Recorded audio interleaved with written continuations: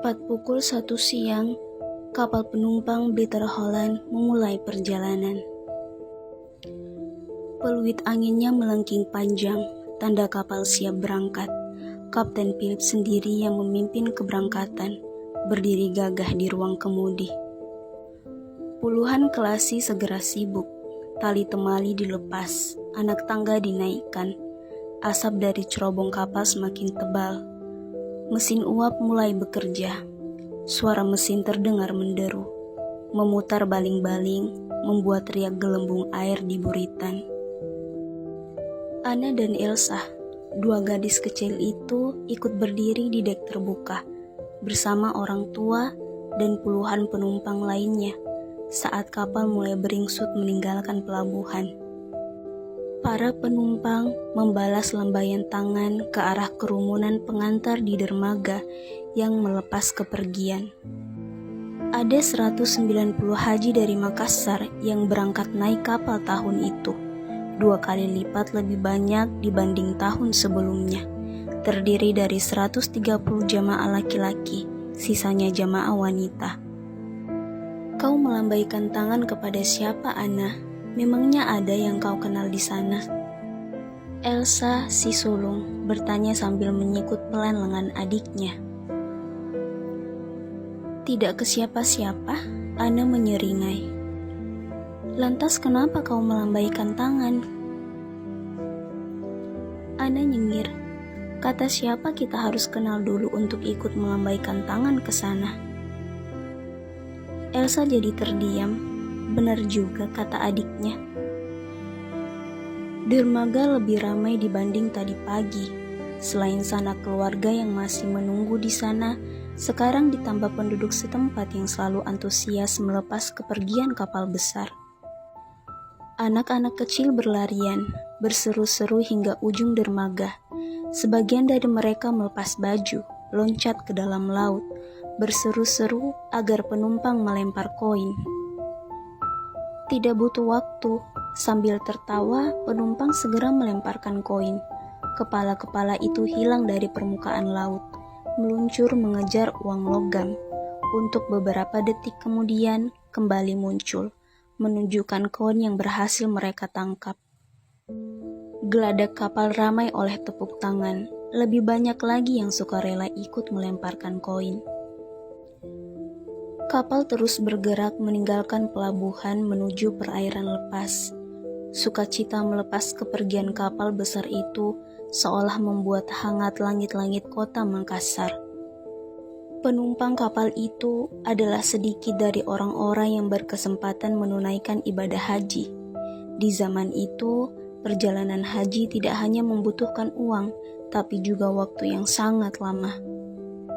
Hampir semua penumpang berada di dek kapal, menatap untuk terakhir kali kota Makassar yang baru bersua kembali 9 bulan kemudian. Guruta tidak berdiri di dek, dia sedang duduk di kursi kabinnya yang lega, menumpuk buku-buku yang dia bawa. Mengeluarkan kertas-kertas kosong dan pena, mulai menulis. Dia punya waktu senggang berminggu-minggu selama perjalanan. Itu berarti dia bisa menyelesaikan 1-2 buku selama perjalanan. Di zaman itu, ulama masyhur selalu sekaligus penulis besar.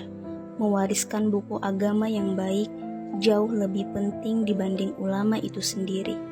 Demikian nasihat gurunya saat dia menuntut ilmu di Damaskus. Tapi meskipun dia tidak berdiri di dek turut melambaikan tangan, Guruta jelas sedang sangat bersyukur. Ini perjalanan yang juga telah dinanti selama puluhan tahun. Kecepatan penuh. Kapten Phillips juga tersenyum lebar di ruang kemudi. Wajahnya cerah. Kita lihat seberapa gagah kapal ini. Kelasi yang berada di ruang kemudi bergegas meneruskan perintah kapten. Mereka semangat memulai perjalanan panjang. Mesin kapal bekerja lebih cepat. Baling-baling berputar lebih kencang. Garis panjang gelembung air terlihat jelas di buritan. Kepul asap di cerobongnya semakin tebal. Haluan kapal menuju ke arah barat, ke pelabuhan Surabaya. Dalam perjalanan tanpa henti, 2 hari 2 malam. Para kelasi di bagian lain juga mulai sibuk bekerja. Ada yang mengawasi mesin kapal, ada yang mengawasi navigasi, termasuk para kelasi di dapur. Mulai bekerja menyiapkan masakan jadwal makan berikutnya. Tumpukan bahan makanan mulai disiapkan di atas meja, menggunung. Hampir seluruh isi kapal bersuka cita, termasuk Sergeant Lucas, yang meskipun setiap melihat inlander melintas di depannya, dia selalu mendengus kesal. Sergeant itu berdiri di dek, juga menatap pelabuhan Makassar. Sudah lama sekali dia tidak pulang ke Eropa, 5 tahun. Surat penugasan tiba-tiba dari Kolonel Foren untuk mengawal kapal ini membuatnya bahagia, karena lepas tiba di Jeddah, kapal ini akan melanjutkan perjalanan ke Rotterdam. Dia bosan dengan iklim panas Makassar, makanannya, apalagi orang-orangnya. Ada satu peleton pasukan kerajaan Hindia atau KNIL di atas kapal. Sergeant Lucas adalah komandannya. Perjalanan ini menyenangkan baginya. Dia berkuasa penuh di atas kapal. Tidak ada yang bisa memerintahnya seperti di Fort Rotterdam. Hanya satu orang yang tidak menunjukkan sukacita di kapal itu.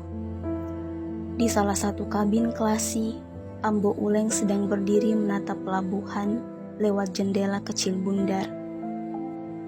Matanya memang terarah ke dermaga yang semakin tertinggal di belakang, tapi itu tatapan kosong. Beberapa menit lalu, Ruben, boatswain kapal, baru saja menemaninya mengelilingi bagian-bagian kapal. Mengajaknya berkenalan dengan kelasi lain, menjelaskan beberapa hal, kemudian terakhir mengantarnya ke kabin mereka. Ruben yang ramah menawarkan berbagi kabin dengannya.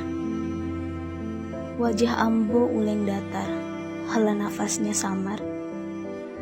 Selamat tinggal semuanya. Mungkin dia tidak akan pernah kembali lagi. Sekeras apapun hidup di lautan, dia tidak pernah disakiti. Mungkin laut adalah tempat tinggal terbaiknya, hingga maut berbaik hati menjemput, untuk kemudian menghapus seluruh perasaan yang terlanjur tumbuh itu. Selamat tinggal.